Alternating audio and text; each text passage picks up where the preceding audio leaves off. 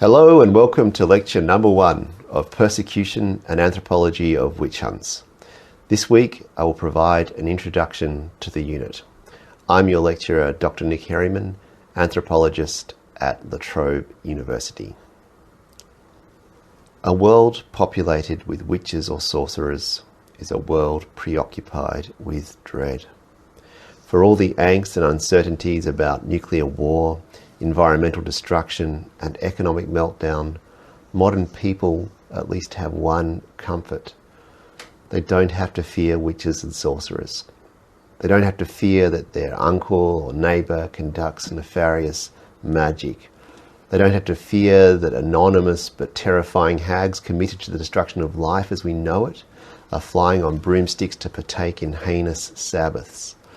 They don't have to fear the enormous and potentially deadly responsibility to judge, burn, hang, or otherwise kill the witch or sorcerer. To a modern way of thinking, this world of magical beliefs, a world of witches and sorcerers, is a remnant of the past or confined to ignorant tribal peoples. Indeed, Westerners who see themselves as rational or as modern might dismiss such beliefs and practices as superstitions. Yet they are very similar to modern and Western beliefs and actions. There are several reasons for this. In all societies, people use magic for things they cannot control. All societies have the technologies they need to survive. Refrigerators, for example, keep our food edible.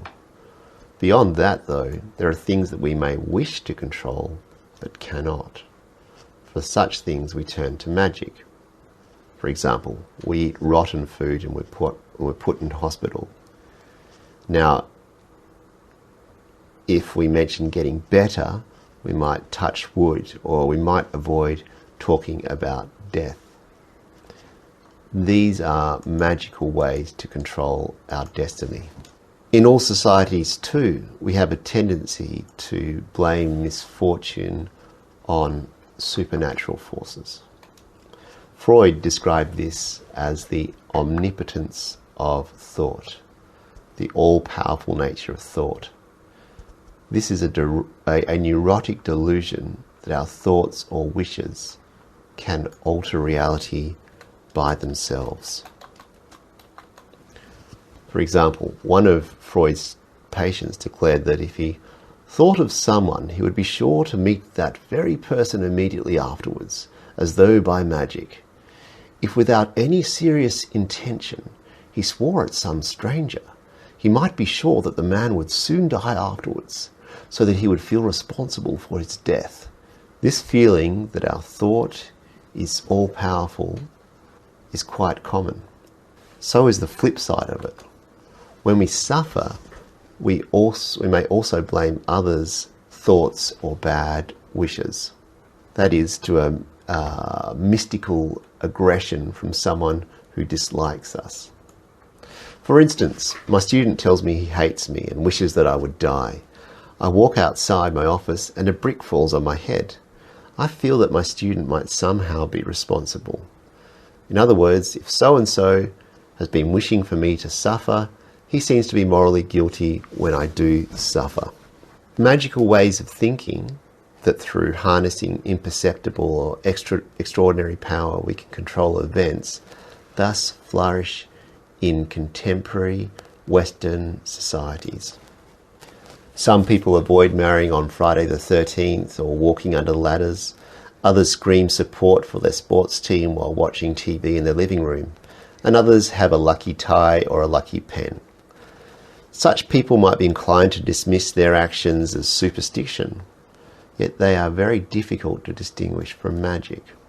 Additionally, there are contemporary Westerners who more or less openly profess practicing magic. Wicca, the modern witchcraft religion, is one of the new so-called religious movements of the 20th and 21st century. Its adherents seek to revive pre-Christian beliefs and practices from Europe.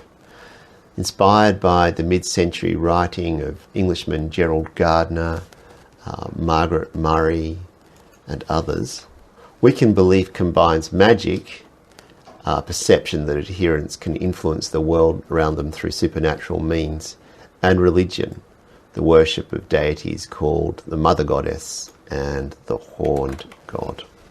Adherents to this tend to be typically well-educated, white women who explicitly see magic as still being part of modern and Western life. Thus, inspired by Wicca and other similar phenomena, anthropologists see magical beliefs not as dying away, but part of modernity. This might be explained by the modernity of the supernatural idea. Geshe, who coined the term modernity of witchcraft, demonstrates that for many in Africa, the idea of witches flying across the globe provides an understanding of the flight of international capital in a global economy. In other words, just as witches fly through the sky at night, money flies from one country to another. The Comoros see magical ritual partly as a way of getting access to the wealth associated with modernity, especially in areas where, quotes, modernity has failed to deliver on its promises. Tausig, another anthropologist, maintains that Colombian peasants understand capitalism as an evil supernatural force. So to be, for example, to be a productive labourer, one must make a pact with the devil. Finally, Ong argues that when female factory workers in Malaysia are possessed by spirits, this is actually a protest against the loss of humanity brought out by factory work. These women fall in a fit on the floor when possessed, and Ong analyses this as a form of protest against modernity. Thus, beliefs and practices associated with the supernatural are not remnants of traditional thinking, but rather integral to the experience of the contemporary world. Against this backdrop, the early 21st century, the 2000s, have witnessed widespread and violent victimization of witches and sorcerers. In 2009, reports from the Gambia indicated that hundreds of suspected witches had been, quotes, rehabilitated in a campaign believed to have been led by President Yahya Jammeh and involving the police. Further reports from Nigeria in 2010 recorded that an 11-year-old boy was killed after acid was poured over him, and a girl had a nail driven into her head and was left permanently disabled, again as part of a witch drive. In May 2012, a sorcerer named Miswan was killed in Malang district of East Java. He was, quotes, mobbed to death by a number of residents of Sumber Pasir village because he had been accused of being a sorcerer. A reporter quotes an officer as explaining that the killing was organised by a number of local residents, quotes, led by Samudi, brother-in-law of the victim. They planned the killing of Miswan because all the while it was thought that he had caused unrest because of his black magic, end quote. In 2013, another killing from Papua New Guinea attracted worldwide attention. In February, graphic photographs of Kepari Leniata, a 20-year-old mother, circulated on the internet. Local residents thought she had caused the death of a local boy. In response, the boy's relatives killed her. Such killings are widespread in PNG. In recent years, hundreds of female witches, who are often assumed to cause AIDS deaths, have been attacked. In the province of Simbu in Papua New Guinea, Oxfam estimates that between April 2000 and June 2005, 92 people were accused of sorcery and were severely injured or killed. It thus cannot be said that the victimization of witches and sorcerers is a thing of the past. In different parts of the world, Victimization has continued up to and into the 21st century. It is, quotes, a burning issue of our time. And this is why I am fascinated with the anthropology of witch hunts. The rationale for what follows is that anthropology, the rationale for this unit, if you like, is that anthropology provides profound insights into witch hunts. And witch hunts are a perfect place to start an analysis of persecution in general. So over the past century, anthropologists have studied both historical and contemporary witch hunts. In the process, they have significantly enhanced our understanding. While there has been recognition of individual input, the overall contribution of anthropology as a whole to the study of witch hunts has been overlooked. Anthropologists studying witch hunts provide great insight not only into the persecution of alleged witches and sorcerers, but also into some of the phenomena that anthropologists tend to study as well. Relations with people, relations between people within and outside a group, gossip and rumour, violence and conflict, economic systems, religion, revitalisation movements, and so on. In other words, this subject is not merely a study of witch hunts, but also the other things that anthropologists are interested in.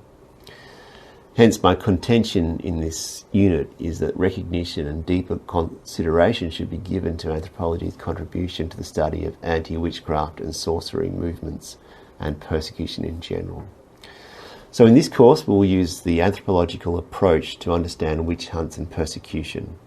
We start by looking at magic, and we can see that magic is neither irrational nor traditional.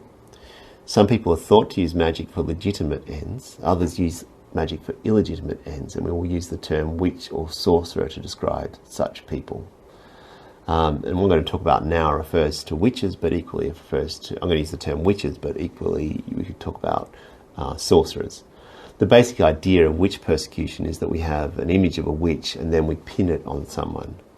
The image that we have we could call the nightmare witch. It might emanate from an unconscious, infantile image of our mother. It might be a combination of our most basic factors of experience. Whatever it is, we have this image. We then go and pin it on somebody, and this is a process of accusation. Obviously, rumour and gossip are important in understanding this, but we might also understand it in terms of personal relationships between people and in terms of social standings of groups. So I'll use the term witch hunts to refer to the widespread persecution of witches and sorcerers. The most famous example is the Great Witch Hunt of Europe of the early modern era.